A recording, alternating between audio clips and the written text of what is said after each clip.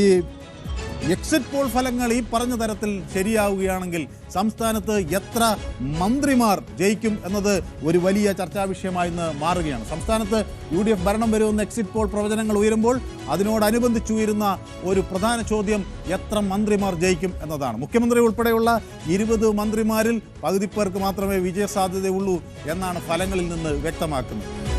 അത് എത്ര കണ്ട് ശരിയാണ് എന്നറിയില്ല. ഏതായാലും ധർമ്മടത്ത് മത്സരിച്ച മുഖ്യമന്ത്രി പിണറായി വിജയൻ ജയിക്കും എന്ന കാര്യത്തിൽ യാതൊരു തർക്കവും ആർക്കുമില്ല. CPI മന്ത്രിമാരും കാര്യമായ വെല്ലുവിളികൾ നേരിടുന്നില്ല എന്നാണ് സൂചന. ഒല്ലൂരിലാണല്ലോ കെ രാജൻ മത്സരിച്ചു, നെടുമങ്ങാട് GR അനിൽ മത്സരിച്ചു, ചടയമംഗലത്ത് ചിഞ്ചുറാണി മത്സരിച്ചു, ചേർത്തലയിൽ P പ്രസാദ് മത്സരിച്ചു. അപ്പോൾ ഇവിടെയൊന്നും അവർക്ക് പരാജയ ഭീതിയൊന്നുമില്ല എന്നതാണ് ഇടതുമുന്നണിയുടെ ഒരു നിലപാട്. ചെങ്ങന്നൂരിൽ സജി ചെറിയാനും വിജയസാധ്യതയുണ്ട് എന്നവർ പ്രവചിക്കുന്നു. പക്ഷേ ചില നേതാക്കളുടെ കാര്യത്തിൽ വലിയ തോതിൽ സംശയങ്ങൾ നിലനിൽക്കുന്നു.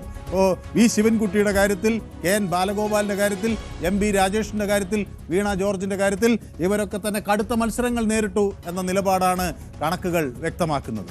അപ്പോൾ ഇതിൻ്റെ അന്തിമ ഫലം വന്നാൽ മാത്രമേ ഇത് ആര് ജയിച്ചു എന്ന് നമുക്ക് പറയാനാവൂ. നേമത്ത് വി ശിവൻകുട്ടി കഴിഞ്ഞ തവണ ജയിച്ചത് 6415 വോട്ടുകളുടെ ഒരു ഭൂരിപക്ഷത്തിലാണ്. അപ്പോൾ 6415 വോട്ടുകൾ എന്ന് പറയുമ്പോൾ അതിൻ്റെ കണക്കുകൾ കൂടി നമുക്ക് ഉണ്ട്.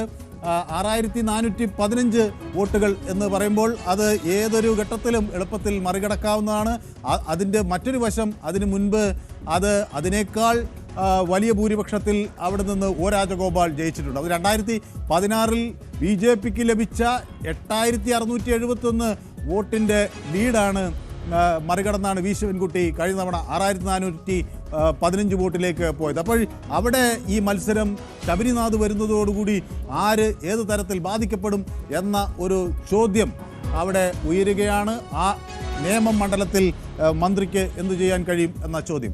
മറ്റൊന്ന് ആറന്മുള മണ്ഡലത്തിലാണ്. അവിടെ വീണ ജോർജ് കഴിഞ്ഞ തവണ ജയിച്ചത് 19,000 വോട്ടിൻ്റെ ഭൂരിപക്ഷത്തിലാണ്. അത് കെ സദാശിവൻ നായരായിരുന്നു എതിരാളിയെങ്കിൽ ആ സാഹചര്യം മാറുകയാണ്.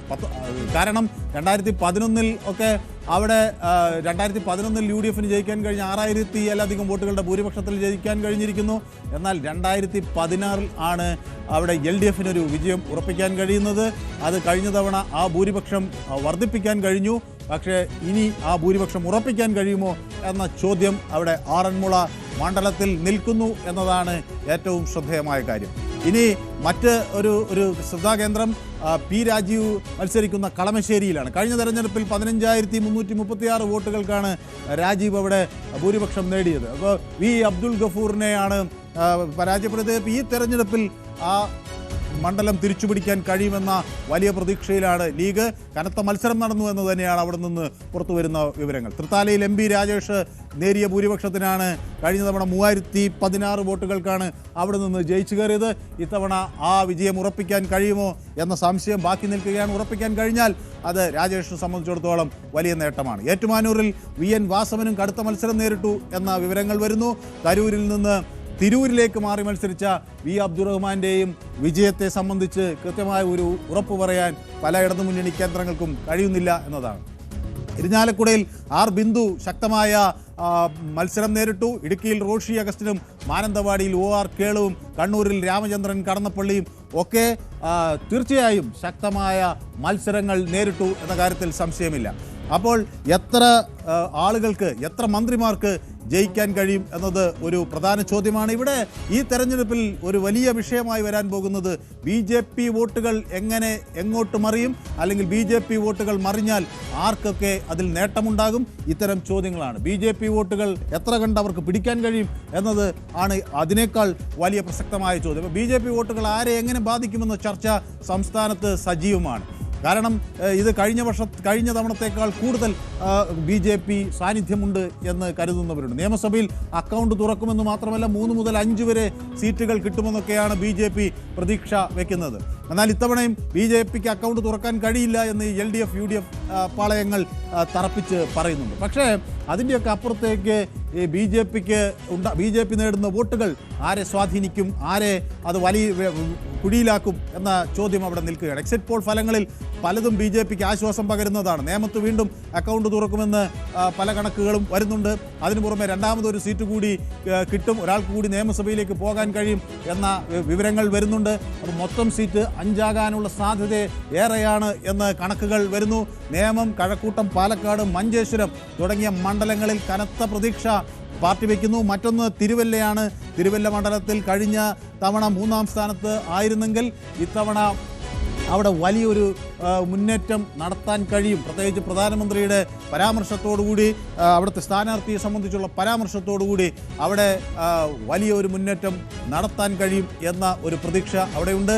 വട്ടിയൂർക്കാവിലും തിരുവനന്തപുരത്തും കാസർഗോഡും ചാത്തന്നൂരും നല്ല മത്സരം കാഴ്ചവെച്ചു എന്നാണ് പാർട്ടിയുടെ വിലയിരുത്തൽ. അവിടെ ഒക്കെ എന്തെങ്കിലുമൊക്കെ അത്ഭുതങ്ങൾ സംഭവിച്ചേക്കാം എന്നൊക്കെയുള്ള ഒരു പ്രതീക്ഷയിലാണ് പാർട്ടി. നാട്ടികയിലും കാട്ടാക്കടയിലും മലമ്പുഴയിലും തൃശ്ശൂരിലും ആറ്റിങ്ങലും നെടുമങ്ങാടും പാലയിലും പൂഞ്ഞാറിലും മണലൂരിലും ഹരിപ്പാടിലുമൊക്കെ കനത്ത മത്സരം കാഴ്ചവെച്ചു എന്ന് തന്നെയാണ് സ്ഥാനാർത്ഥികൾ വ്യക്തമാക്കുന്നത്. പ്രചരണത്തിൻ്റെ തീവ്രത കൂടി കണക്കിലെടുക്കുമ്പോൾ എവിടെയൊക്കെ ജയസാധ്യത എന്ന് പറയാനാകില്ല. ഏതായാലും വട്ടിയൂർക്കാവിലും തിരുവനന്തപുരത്തും കാസർഗോഡും ചാത്തന്നൂരും നാട്ടികയിലും കാട്ടാക്കടയിലുമൊക്കെ BJPക്ക് പ്രതീക്ഷകൾ ഉണ്ട്. അപ്പോൾ അതോടൊപ്പം തന്നെ ഏതായാലും 20 മുതൽ 25 സീറ്റുകളിൽ 2ാം സ്ഥാനം ഉറപ്പിക്കാൻ കഴിയും എന്ന് പാർട്ടി ശക്തമായി തന്നെ കരുതുകയാണ്. അപ്പോൾ ആ മാറ്റം ആരെ എങ്ങനെ ബാധിക്കും എന്നത് രാഷ്ട്രീയ കേന്ദ്രങ്ങൾ പ്രധാനമായി ഉറ്റുനോക്കുന്നു. അത് ഏത് മുന്നണിയെയാണ് പ്രതിരോധത്തിലാക്കുക എന്നത് ഈ നിയമസഭാ തെരഞ്ഞെടുപ്പിൽ കൂടുതൽ വ്യക്തമാകും. BJP വോട്ടുകൾ എങ്ങനെ മാറുന്നു എന്നത് വളരെ വളരെ സുപ്രധാനമായി മാറുകയും ചെയ്യും. കൂടുതൽ വാർത്തകൾക്ക് News 18 Keralam YouTube channel subscribe ചെയ്യുക.